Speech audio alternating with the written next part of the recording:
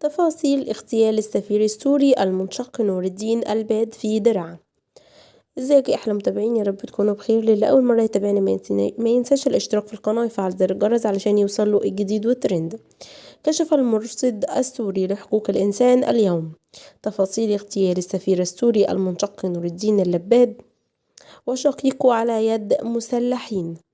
أوضح المرصد السوري أن المسلحين دخلوا إلى منزل السفير السوري في مدينة السنامين وأطلقوا عليه وعلى شقيقه النار ولاذوا بالفرار. وأشار المرصد إلى أن اللباد عاد من فرنسا منذ حوالي أسبوعين ليستقر في بلده، وشغل اللباد عدة مناصب كوزير مفوض في وزارة الخارجية السورية، وعمل في سفارات بلدان اليمن وفرنسا والعراق وتركيا وليبيا في وقت سابق.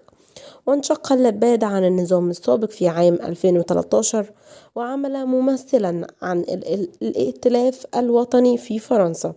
وأوضح المرصد أنه بعد هذه الجريمة بلغ عدد الجرائم الجنائية والقتل ضد مجهول منذ مطلع العام 2025 في محافظات سورية متفرقة 85 جريمة راح ضحيتها 96 شخصا، هم 77 رجال و5 أطفال و14 سيدة.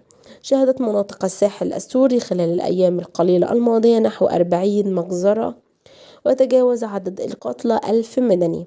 وكشف المرصد السوري لحقوق الإنسان أن الشرطة الأشرطة المصورة أظهرت عمليات إعدام ميدانية نفذها مقاتلون، مشيرا إلى أن حكومة دمشق تتحمل المسؤولية، وهذا أفضل بكثير من محاولات الهروب منها.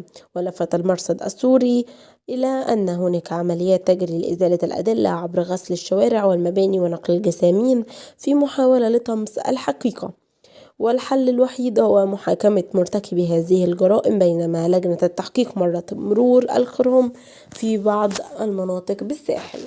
وبكده وصلنا لنهاية الفيديو مع حضراتكم، مع السلامة.